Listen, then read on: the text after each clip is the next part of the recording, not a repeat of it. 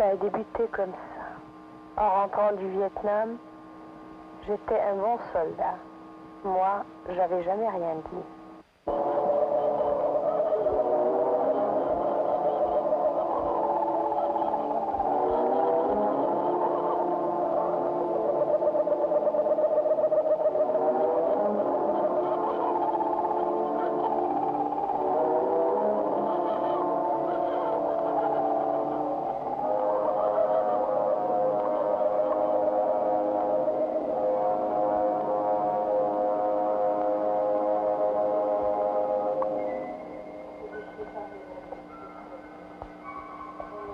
Travailler l'imagination.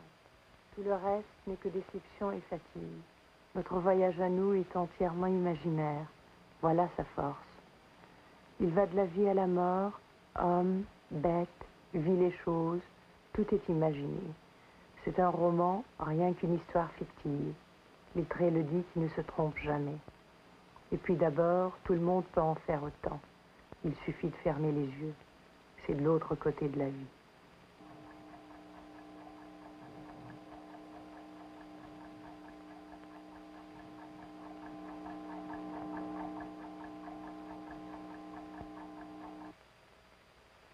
Il y a un moment entre deux genres d'humanité où l'on en arrive à se débattre dans le vide. C'est cela l'exil, l'étranger, cette inexorable observation de l'existence telle qu'elle est vraiment pendant ces longues heures lucides, exceptionnelles dans la trame du temps humain, où les habitudes du pays précédent vous abandonnent, sans que les autres, les nouvelles, vous aient encore suffisamment abrutis.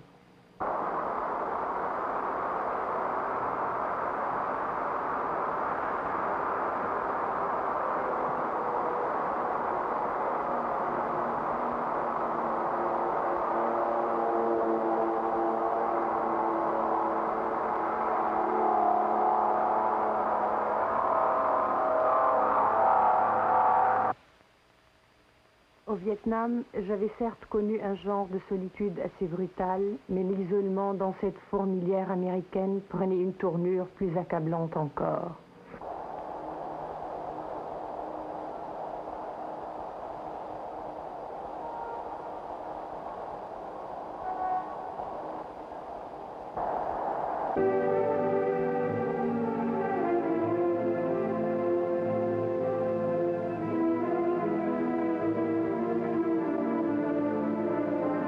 C'est depuis ce moment que nous vîmes à fleur de peau venir s'étaler l'angoissante nature des Blancs, provoquer, libérer, bien débrailler enfin leur vraie nature, tout comme à la guerre. Étuve tropicale pour instinct tel crapaud et vipère qui viennent enfin s'épanouir au mois d'août sur les flancs fissurés des prisons. Dans le froid d'Europe, sous les grisailles pudiques du Nord,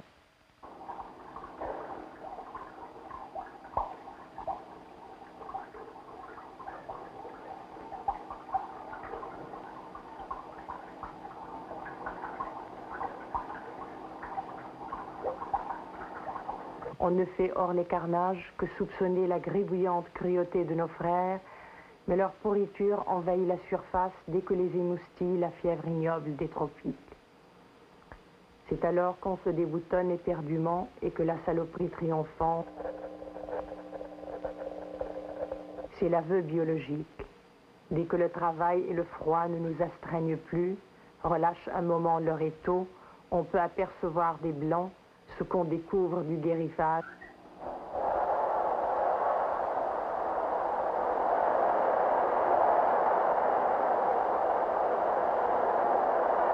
Une fois que la mer s'en retire, la vérité marre lourdement puante les crabes, la charogne et les troncs.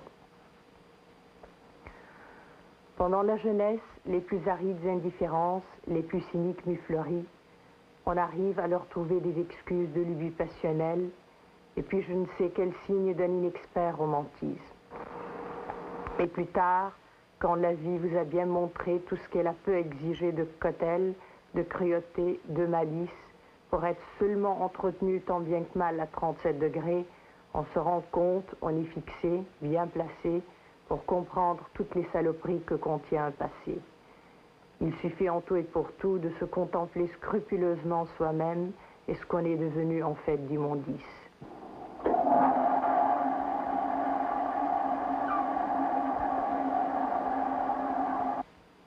Plus de mystère, plus de niaiserie. On a bouffé toute sa poésie puisqu'on a vécu jusque-là. Des haricots, la vie.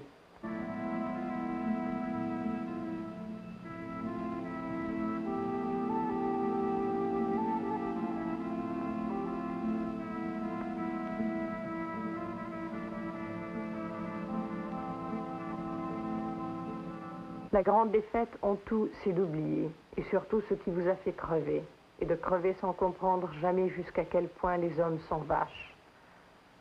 Quand on sera au bord du trou, faudra pas faire les malins nous autres, mais faudra pas oublier non plus, faudra raconter tout sans changer un mot, de ce qu'on a vu de plus vicieux chez les hommes, et puis poser sa chic, et puis descendre.